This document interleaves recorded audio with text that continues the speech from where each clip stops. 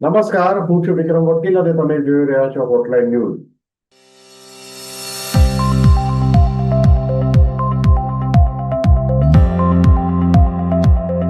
આજકાલ જે ફિલ્મ સૌથી વધુ ચર્ચામાં છે એનું નામ છે ધુરંધર. ધુરંધરનું બેકગ્રાઉન્ડ અને એની સ્ટોરી લાઈન એવી છે કે કોઈ પણ એડલ્ટ વ્યક્તિને એમાં રસ પડે, એડલ્ટ નહીં અને જેને ખરેખર તો પોલિટિકલ ઇતિહાસ સમજવાની કોશિશ કરવી છે એમને માટે પણ ખાસ રસ પડે એવી છે. જે રીતે પાકિસ્તાન સાથે આપણા સંબંધો રહ્યા છે, આતંકવાદને પાકિસ્તાને પ્રોત્સાહન આપ્યું છે, એ બધા વિષયોને વણી લઈને એક સુંદર ફિલ્મ બનાવી છે. મેં હજી જોઈ નથી, પણ જે રિવ્યુઝ મેં વાંચ્યા છે, જે તટસ્થ રિવ્યુકારોના, બાકીના રિવ્યુકારો વિશે આપણે વાત કરીશું કે બાયસ્ડ આના કેટલા બધા ઇન્ડસ્ટ્રીમાં કહેવાતા સુડો સેક્યુલર ગેંગ છે, એ લોકો આ ફિલ્મને કઈ દ્રષ્ટિથી જુએ છે. આજે આપણી સાથે ધુરંધર ફિલ્મ વિશે ચર્ચા કરશે ખૂબ જ જાણીતા પત્રકાર, લેખક અને ફિલ્મ ક્રિટિક સંજય શાહ. સંજય શાહ, આપનું ખૂબ સ્વાગત છે હોટલાઇન ન્યૂઝમાં. નમસ્તે અને વિક્રમભાઈ, ખૂબ ખૂબ આભાર મને હોટલાઇનમાં આમંત્રિત કરવા માટે અને ધુરંધર વિશે વાત કરવા માટે. વેલકમ સંજય. તું તો મુંબઈ બેઝ છે અને ખાસ કરીને ફિલ્મ ઇન્ડસ્ટ્રી સાથે ખૂબ નજીકથી સંકળાયો છે. વર્ષો સુધી તે ફિલ્મનું રિપોર્ટિંગ પણ કર્યું છે. તો તને આજે બે મુદ્દા આપણે આજે ખાસ ચર્ચવાના છે. એક તો ફિલ્મ વિશે તારે વાત કરવાની છે કે ફિલ્મની તને પ્લસ માઇનસ શું લાગ્યું, અથવા ફિલ્મ તને કેવી લાગી ને એનું સૌથી સબળ પાસું શું છે. અને બીજી એક પેટા વાત આપણે એ કરવી છે કે આ ફિલ્મમાં રિલીઝ થયા પછી હું હમણાં જ એક ઇન્ડિયા ટુડેની ડિબેટ જોતો હતો, તારો ફોન આવ્યો ત્યારે જ, યુટ્યુબ પર, કે જેમાં એક કે બે ત્રણ કહેવાતા પત્રકારો જે પહેલેથી ખૂબ બાયસ છે, એન્ટી રાઇટ વિંગ છે અને ટોટલી કોમ્યુનિસ્ટ વિચારધારાના છે, એમને આ ફિલ્મ એટલે નથી ગમી કે એમણે એવું કહ્યું કે આ એન્ટી મુસ્લિમ છે અને આખો નેરેટિવ ત્યારે બધાના નામ કેરેક્ટરને મુસ્લિમ રાખવામાં આવે છે. આખી ફિલ્મ પાકિસ્તાન બેઝ છે, પાકિસ્તાનના એનું બેઝ પાકિસ્તાન નથી, તો ત્યાં તમે કે અમર અકબર એન્થની નામ નહીં રાખી શકો, એટલું પણ એ લોકોને ખબર નથી. એ વાત પછી, પણ પહેલા તો આપણે ફિલ્મ વિશે વાત કરીએ. સંજય, તને ફિલ્મ કેવી લાગી અને કેમ ગમી કે ન ગમી? સૌથી પહેલી વસ્તુ કે જોયા પહેલા મનમાં એક શંકા બિલકુલ હતી કે આ 214-215 મિનિટની ફિલ્મ સહન કેવી રીતે થશે. કારણ કે અત્યારે જે યુગમાંથી, જે સમયમાંથી આપણે પસાર થઈ રહ્યા છીએ, ત્યાં 120 મિનિટ એટલે 2 કલાકની ફિલ્મ પણ ઘણીવાર આપણને લાંબી લાગતી હોય છે. પણ એકવાર સિનેમા ઘરમાં ગયા પછી અને ફિલ્મ શરૂ થયા પછી એ હકીકત છે કે આ 215 મિનિટની ફિલ્મ ક્યારે પૂરી થઈ ગઈ એનો ખ્યાલ નહીં આવ્યો. એનું કારણ સુંદર મેકિંગ છે, સરસ મજાની કાસ્ટ છે, કથાની રજૂઆતમાં એક નાવીન્ય છે અને એ બધાથી ઉપર એક ભારતીય તરીકે આપણે કોઈ પણ હોઈએ તો જ્યારે આપણા દેશ પર આતંકવાદનો હથોડો ચલાવીને ભારતને નબળું કરવાના જેટલા પણ પાકિસ્તાનના પ્રયત્નો છે એના વિશેની વાસ્તવિકતા અને વાસ્તવિક પાત્રો અને લોકેશન, લાયરી ટાઉન જે પાકિસ્તાનમાં છે, એને વણીને જ્યારે કોઈ કથા કહેવામાં આવે ત્યારે આપણું લોહી ઉકળી પણ જાય અને આપણે વાર્તા સાથે સંકળાઈ પણ જઈએ. અને આદિત્ય ધરની સૌથી મોટી તાકાત આ ફિલ્મમાં એ જ છે કે એમણે વાસ્તવિકતા અને કાલ્પનિક પરિસ્થિતિઓ બંનેનું સરસ કોમ્બિનેશન કરીને દર્શકો સમક્ષ એક એવી ફિલ્મ મૂકી જે 140 કરોડ ભારતીયો માટે પાકિસ્તાન વિરુદ્ધ ખોલાયેલો એક મોરચો ગણી લો. અને બેશક આ બધા કારણો જ્યારે ભેગા થાય ત્યારે એક ફિલ્મ લાંબી હોવા છતાં માણવા જેવી થઈ જાય. જી સંજય, અને ખાસ કરીને મેં જે વાંચ્યું છે અને સાંભળ્યું છે ફિલ્મ વિશે કે કંદહાર વિમાન અપહરણ જે કાંડ થયો હતો અટલ બિહારી વાજપેયી સરકાર વખતે, કે 26/11 મુંબઈનો હુમલો થયો હતો, એને પણ ઇનડાયરેક્ટ રીતે આમાં ઓછી લેવામાં આવી છે આખા બંને કિસ્સાઓને, અને એ બહુ ઇફેક્ટિવ બન્યા છે. મને એવું લાગે છે કે આદિત્ય ધર ઈચ્છે ભવિષ્યમાં તો કંદહારની પહેલા પણ એ જઈ શકશે, કારણ કે એની પહેલા પણ ઘણા એવા કિસ્સાઓ છે જે પાકિસ્તાનના પ્રોપેગન્ડા અને એના આતંકવાદનું પરિણામ છે. મને ચરારે શરીફ યાદ આવે છે, કાશ્મીરના બીજા પ્રસંગો યાદ આવે છે, મને છેક આઝાદી વખતે જુનાગઢ વિરુદ્ધ પાકિસ્તાને કરેલા પ્રપંચો બધું જ યાદ આવે છે. એટલે મુંબઈના બોમ્બ બ્લાસ્ટ આપણા દેશમાં સાંપ્રત ઇતિહાસમાં સૌથી વરવી ઘટના હતી કે એક તરફ અયોધ્યામાં કથિત એક વિવાદાસ્પદ ઢાંચાને તોડી પાડવામાં આવે છે ડિસેમ્બર મહિનામાં 1992માં, અને માર્ચ 1993માં આ દેશમાં પહેલીવાર આપણા સિરિયલ બોમ્બ બ્લાસ્ટ થાય છે. ત્યારથી અત્યાર સુધી ભારતને શાંતિથી જંપવા નથી દીધું પાકિસ્તાને. અને આદિત્યધરે એ બધી જ વાતોને સિનેમેટિકલી છતાં વાસ્તવિકતા અને સત્યની ખૂબ નજીક મૂકીને દર્શકો સમક્ષ મૂકી, એટલે આપણા માટે એ ઘટનાક્રમને ફરી જાણવા, જીવવા અને જીરવવાનો એણે એક અવસર ઊભો કર્યો. અને અત્યારે જે રીતે કેન્દ્ર સરકાર નરેન્દ્ર મોદીના વડપણમાં પાકિસ્તાનને લેફ્ટ, રાઈટ અને સેન્ટર સીધું દોર કરવા માટે પ્રયત્ન છે, એ દિશામાં જો આ ફિલ્મ જે રીતે અમુક વિવેચકોએ દાવો કર્યો એમ પ્રોપોગંડા હોય તો પણ એ કશું ખોટું નથી, કારણ કે હકીકત તો બદલાતી નથી. અને તમે કહ્યું એ રીતે કે સિરિયલ બોમ્બ બ્લાસ્ટથી લઈને કંદહાર વિમાન અપહરણ, એ બધા પ્રકરણોને ફિલ્મમાં વણવાને લીધે ફિલ્મ વધુ સચોટ બની છે. જે આમાં એક્ટિંગના પણ ઘણા વખાણ થયા છે, અને ખાસ કરીને અક્ષય ખન્નાનો કેરેક્ટર, જે અક્ષય ખન્નાએ જે કેરેક્ટર ભજવ્યું છે ડકેટનું, એ કોઈ સમથિંગ હા, લાઈક ડકેટ છે, એના સૌથી વધારે વખાણ થયા છે.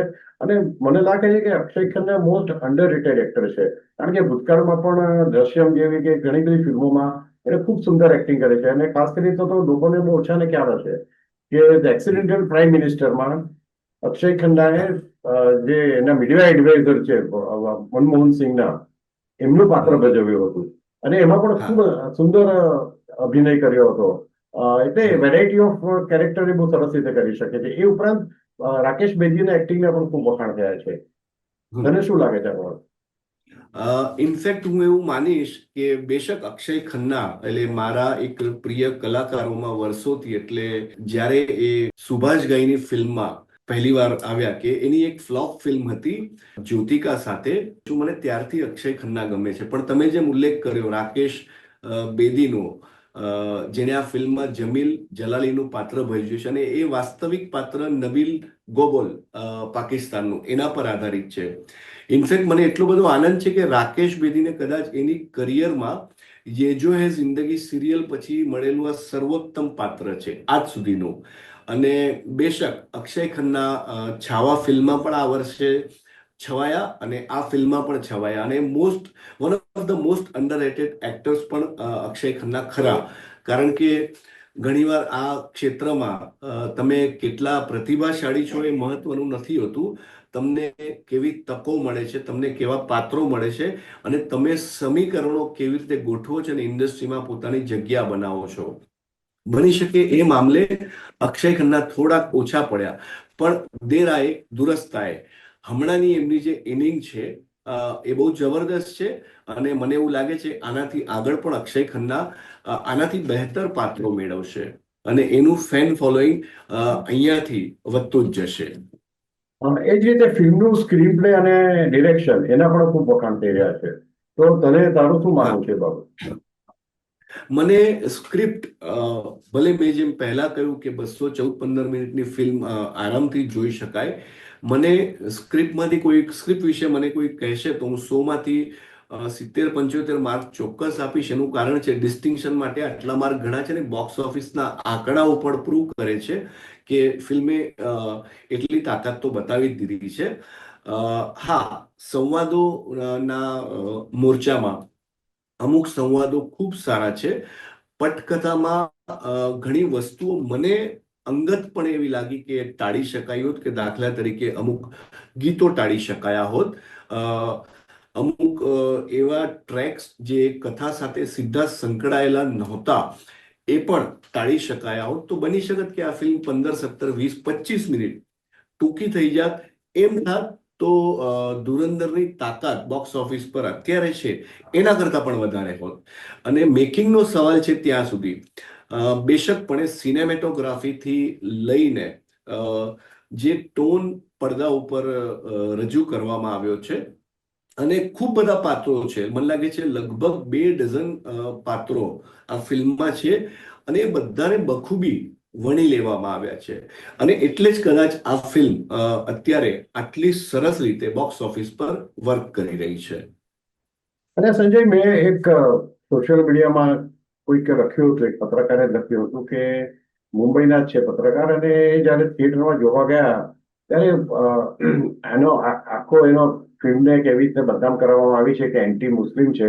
પરંતુ એમણે કહ્યું કે મેજોરિટી પાર્ટ મુસ્લિમો હતા થિયેટરમાં. એ જે વિસ્તારમાં છે કદાચ એવું ત્યાં વસ્તી વધારે છે, પણ એ બીજું કે બધા એન્જોય કરતા હતા. જયારે બલુચિસ્તાનના આજે જે એક્ટર હશે, મેઇન કેરેક્ટર ભજવતો છે, એને બીજા વચ્ચે કન્ફ્લિક્ટ થાય છે ત્યારે લોકો તાળી પાડતા હતા. એટલે સામાન્ય મુસ્લિમ દર્શકને એવું નથી લાગ્યું કે આ ફિલ્મ પ્રોપાગેન્ડિસ્ટ છે, પણ મને એમ લાગે છે કે જે એજન્ડા સાથે બેઠા છે, કેટલાક ફિલ્મ રિવ્યુ કરનારાઓ, અનુપમા ચોપરા છે કે બીજા બધા એ પ્રકારના છે, એમણે આખા ટ્વિસ્ટ એવો આપ્યો છે કે નરેન્દ્ર મોદી સત્તામાં આવ્યા 2014 પછી આ પ્રકારની ફિલ્મો વધી રહી છે. એટલે દાખલો ઉડી છે કે કાશ્મીર ફાઇલ્સ છે કે બેંગાલ ફાઇલ્સ છે, એ પ્રકારની ફિલ્મો વિશે વાત કરે છે. પણ મારું આના કરતા એની સામે દલીલ એ છે કે 2014 પહેલા આવી ફિલ્મો બનાવતા લોકો ડરતા હતા. અને ખાસ કરીને 90ના દાયકામાં જયારે દાઉદ ઇબ્રાહિમનો સંપૂર્ણ પ્રભાવ ફિલ્મ ઇન્ડસ્ટ્રી પર હતો, એનું ફંડિંગ હતું, અને કેટલીક ફિલ્મો તો ઉપરથી ફરી કેસીસ પણ થયા હતા. ભરત શાહ જેલમાં પણ ગયા હતા જે અંડરવુડના પૈસે ફિલ્મ બનાવવા માટે.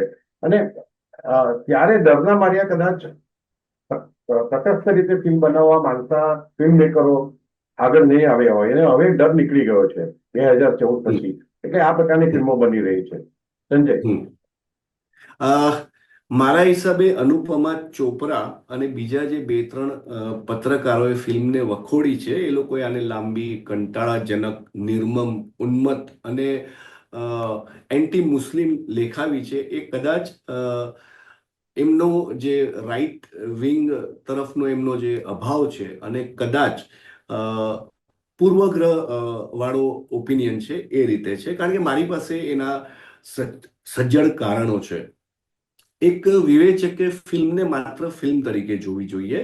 એણે પોતાના અંગત વિચારો, પોતાની પસંદ નાપસંદ સિનેમાઘરની બહાર મૂકીને ફિલ્મ જોવી જોઈએ. અને ફિલ્મ જોવાના માત્ર 2 માપદંડ હોઈ શકે. એક તો ફિલ્મ કેવી છે, અને બીજું ફિલ્મ બોક્સ ઓફિસ પર કેવું પરફોર્મ કરશે. ઘણીવાર ફિલ્મ સારી હોય પણ બોક્સ ઓફિસ પર ના ચાલે, એવું પણ બને. અને ઘણીવાર ફિલ્મ નબળી હોય છતાં સ્ટાર પાવરથી લઈને, સંગીતથી લઈને, માર્કેટિંગથી લઈને કોઈ પણ કારણસર બોક્સ ઓફિસ પર જાદુ કરી શકે છે. અને આપણે આના અનેક કિસ્સાઓ જાણીએ છીએ. બીજું કે નરેન્દ્ર મોદીની સરકાર આવ્યા પછી 2014માં કેન્દ્રમાં આવી ફિલ્મો વધી, તો એ મુદ્દો બહુ પાયાવિહોણો છે.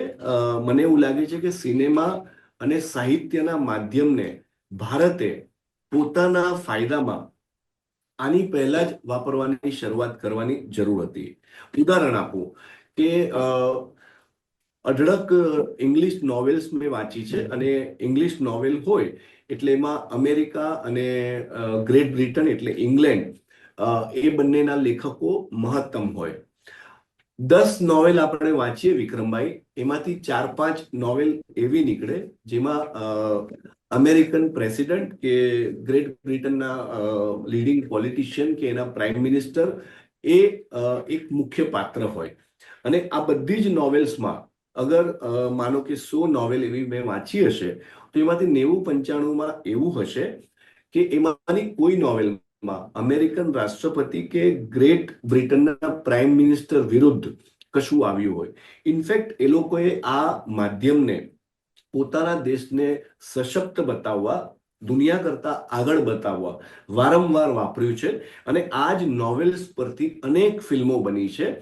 અને એમાં આપણે ઘણીવાર અમેરિકન પ્રેસિડેન્ટને જોયા છે, અને બ્રિટન સહિત અન્ય દેશોના લીડિંગ પોલિટિશિયન્સને જોયા છે. ભારતે તો આ કામ 1950-60-70માં કરવાની જરૂર હતી. તો મોદી સાહેબે હમણાં કર્યું ને, એ તો બહુ સારું કર્યું.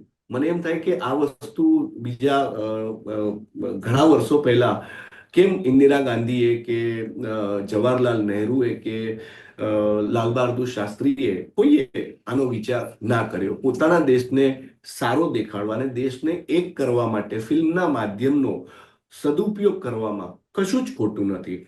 અને રહી વાત ફિલ્મમાં મુસ્લિમ પાત્રોની, તો રશિયામાં ફિલ્મ બને અને વાર્તા રશિયન પ્રપંચોની હોય તો એમાં પાત્રો હિન્દુ તો ના હોઈ શકે, બૌદ્ધ ના હોઈ શકે. ચીનમાં ફિલ્મ બને, ચીનની વાર્તા હોય તો ચીનીઓ જ આવશે.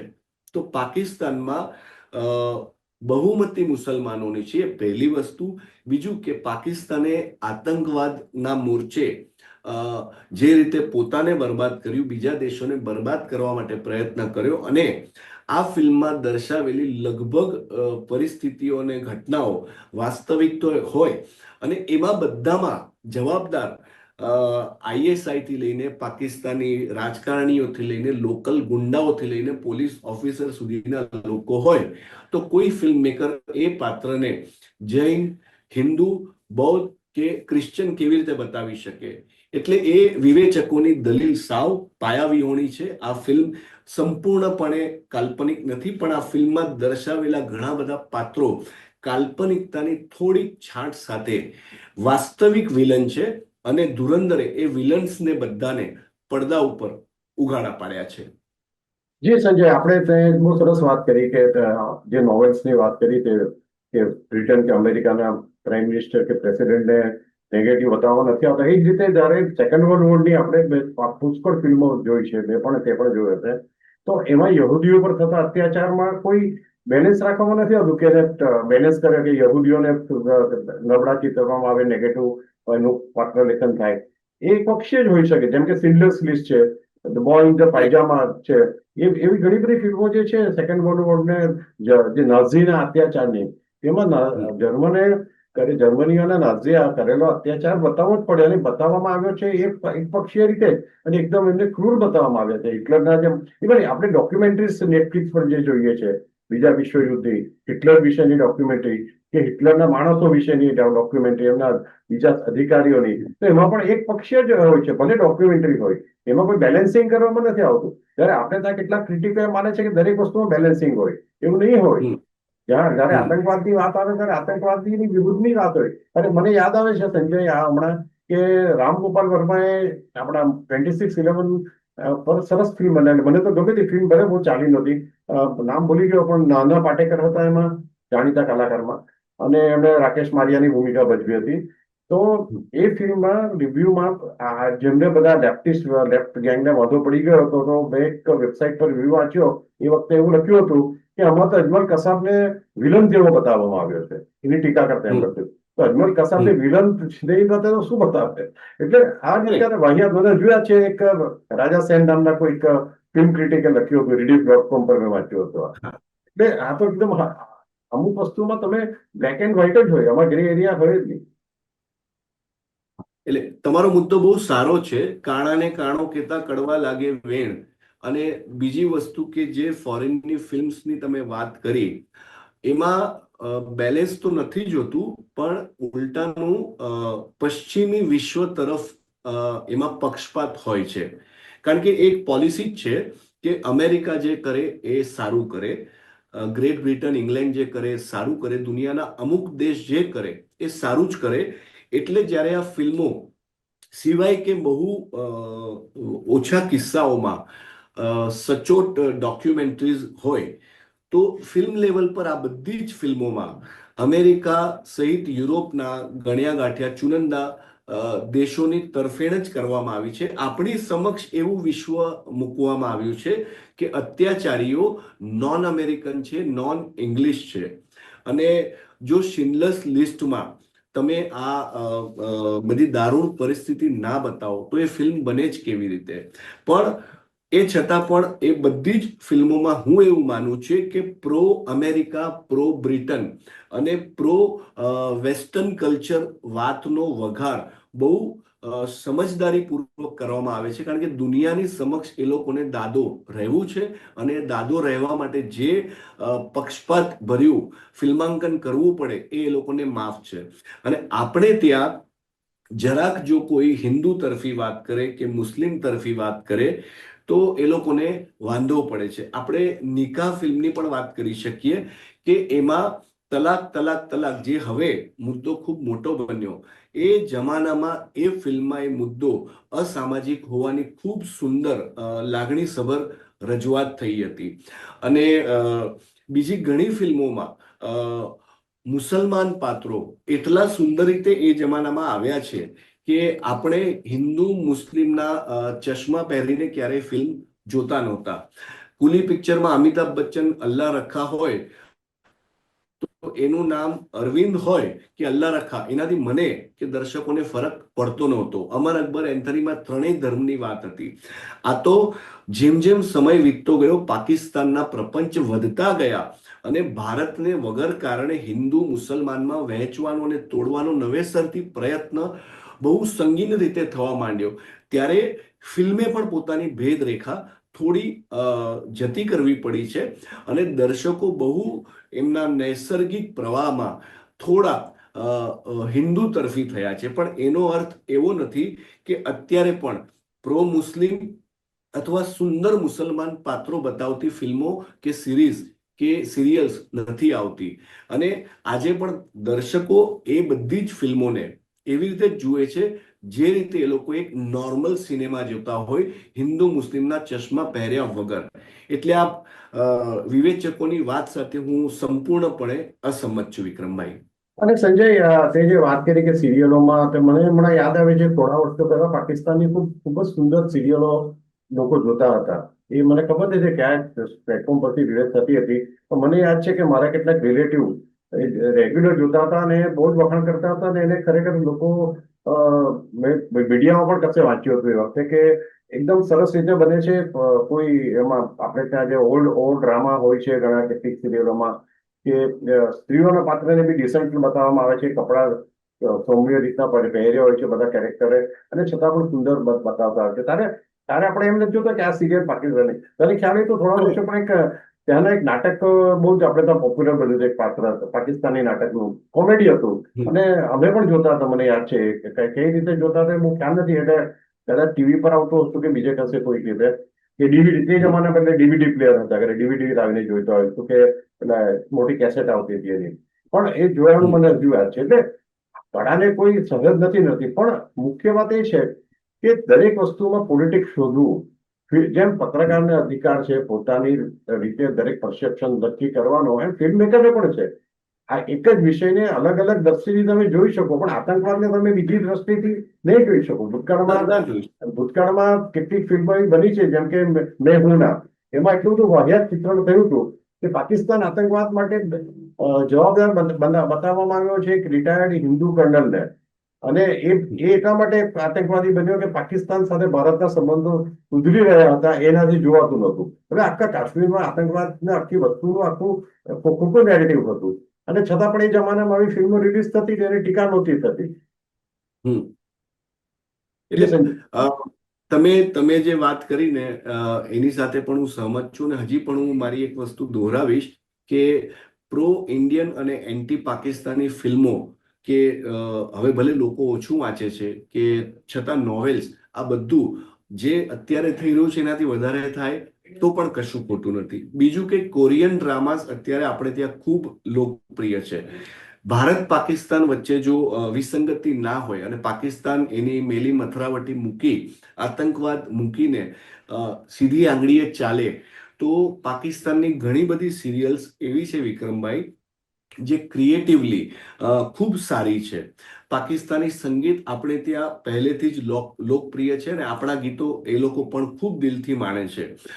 પાકિસ્તાનની એક ફિલ્મ જેમાં આતિફ અસલમ, જે ખૂબ મોટા ગાયક છે, અને જેમાં એમણે એક લીડ રોલ ભજવ્યો, બોલ કરીને એક ફિલ્મ હતી, અને એ ફિલ્મમાં પાકિસ્તાનમાં દીકરીઓ સાથે થતા દુર્વ્યવહારની ખૂબ અસરકારક અને હૈયું વલોવી નાખે એ રીતે રજૂઆત થઈ હતી. તો પાકિસ્તાન પોતાની આંતરિક પરિસ્થિતિ જાણે છે, કારણ કે આ સિરિયલ્સ જ્યારે જોઈએ આપણે ત્યારે આપણને ખબર પડે કે ત્યાં જે એસ્ટાબ્લિશમેન્ટ ગણાય છે, એટલે કે લશ્કરની ત્રણેક પાંખો, જેના હાથમાં આખો દેશ છે, અને જેનું ગળચું દબાવીને પોતાના જ દેશનું પાકિસ્તાનનું આ આર્મી વાળા એનું ધનોતપનોત કાઢી રહ્યા છે, એનો સરસ ઇનડાયરેક્ટ ઉલ્લેખ પાકિસ્તાનની સિરિયલ્સમાં આપણે જો બરાબર સૂંઘીએ તો આપણને મળી શકે છે. અને બીજું કે હેવ અને હેવ નોટ્સ, એ ભારતની વ્યાખ્યા અલગ હશે, અમેરિકાની અલગ હશે, યુરોપની અલગ હશે, પણ પાકિસ્તાનમાં હેવ એટલે માત્ર એ લોકો જે લોકો મિલિટરી આર્મી સાથે સંકળાયેલા છે અને જે લોકો એના તાલ પર નાચે છે. એટલે પાકિસ્તાનની ક્રિએટિવિટીમાં પછી એ સ્ટેજ શો હોય, સિરિયલ હોય કે ફિલ્મ હોય, એ બધામાં આનો અછડતો અને બહુ વ્યવહારિક ઉલ્લેખ થતો રહ્યો છે. અને છતાં પણ એ લોકોની ક્રિએટિવિટી ખરેખર ખૂબ સારી છે. મુદ્દો ખાલી એ છે કે આતંકવાદ અને મનોરંજન બે અલગ વસ્તુ છે, અને પાકિસ્તાન જ્યાં સુધી એની અવળચંડાઈ છોડતું નથી ત્યાં સુધી એને નેગેટિવ લાઇટ્સમાં બતાવવામાં ભારતની દુનિયાની કોઈ પણ ફિલ્મ ખોટી નથી અને ક્યારે હોઈ પણ શકે નહીં. ખૂબ સુંદર વાત કરી સંજય, કે આપણે આશા રાખીએ કે ભવિષ્યમાં પણ ધુરંધર જેવી ફિલ્મો બનતી રહે અને લોકો એને સ્વીકાર કરતા રહે. Thank you very much Sanjay. Thank you Vikrambhai. આવા પ્રકારના વિડીયો તમને જોવા ગમતા હોય તો હોટલાઇન ન્યૂઝ ચેનલને લાઇક, શેર અને સબસ્ક્રાઇબ કરો.